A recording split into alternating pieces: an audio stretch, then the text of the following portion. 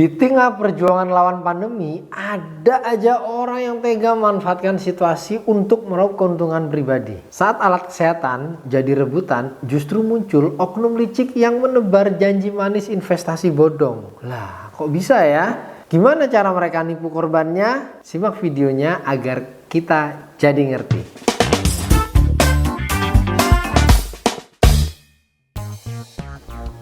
Nah, kalian ingat nggak sih ketika pandemi COVID-19 kemarin, alat kesehatan seperti masker, face shield, dan hand sanitizer tiba-tiba berubah jadi kebutuhan primer banyak orang. Hal ini membuat banyak pihak yang mencoba memanfaatkan keadaan untuk dapetin keuntungan yang lebih banyak. Sebagian melalui penjualan alat kesehatan, sebagian lagi juga melalui modus penipuan. Come on, man. Nah, salah satu kasus penipuan tersebut dilakukan oleh Dina Rahmawati bersama rekannya melalui suntik modal investasi alat kesehatan bodong senilai 503 miliar. Oh my. Dina menggunakan surat perintah kerja atau SPK dari Kementerian Kesehatan untuk mengelabui para investornya. Yang mana SPK tersebut tentu merupakan surat palsu ya. Jadi ternyata ini surat palsu. He's beginning to believe. Ia juga meyakinkan 263 investornya tersebut dengan mengirimkan sejumlah foto paket alat kesehatan beserta rincian keuntungan sebesar 10-30% yang akan diterima oleh mereka dalam 1 hingga 4 minggu. Tapi bohong. Padahal menurut keterangan Direktorat Tindak Pidana Ekonomi khusus di Barreskrim Polri ya, ketika itu Brigjen Wisnu Hermawan menyampaikan pihaknya menerima laporan bahwa Dina tidak memiliki izin yang sesuai. Aku nggak mau berteman sama kamu. Bahkan menurut keterangan resmi dari Kementerian Kesehatan, pihak yang hendak mengikuti tender alat kesehatan wajib memiliki perizinan terkait ya untuk bisa ikut.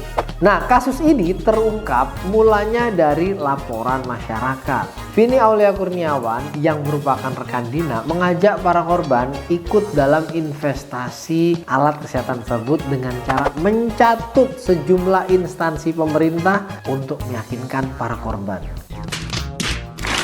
Dia awalnya membuat status dan pesan singkat di WhatsApp di mana status tersebut berisi tentang penawaran suntik modal beserta testimoni keuntungan serta bukti-bukti transfer pencairan supaya bisa menarik minat dan meyakinkan para korban. Vina lalu menjelaskan kepada korban yang menghubunginya mengenai mekanisme investasi alat kesehatan tersebut, kemudian menawarkan mereka untuk jadi investornya. Nah, dari Barreskrim Polri menyebut para tersangka beraksi secara berkelompok. Sejumlah barang bukti ya, seperti mobil mewah, ponsel mewah yang digunakan untuk mengelabui korban akhirnya disita. Nah, dalam kasus ini terdapat 4 tersangka dengan proses hukum yang dilakukan secara terpisah. Barreskrim menangkap Vini Aurelia Kurniawan ditangkap pada 16 Desember 2021 dan Beni Sondah ditangkap 17 Desember 2021. Sedangkan Dina Rahmawati dan suaminya Dudi ditangkap 21 Desember 2022 di daerah Bogor. Di sidang perdana, Dina didakwa dengan dakwaan 1 melanggar Undang-Undang Perbankan mengenai penghimpunan dana dari masyarakat dalam bentuk simpanan tanpa izin usaha dari Bank Indonesia. Nah, kalau di dakwaan primer dan sekundernya, Dina juga dinilai melanggar Undang-Undang Perdagangan. Sedangkan di dakwaan lainnya didakwa dengan tindak pidana penipuan dan juga penggelapan. Sedangkan Beni Sondah beserta tersangka lainnya dalam kasus investasi ini juga menjalani sidang pada bulan yang sama.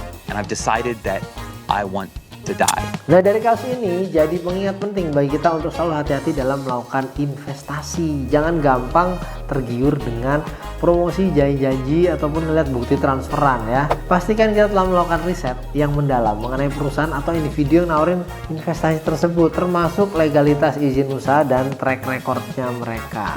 Jangan mudah percaya. Okay. Komen kalau kalian tahu ada kasus-kasus serupa, dan jangan lupa share video ini ke yang lainnya agar mereka juga jadi ngerti.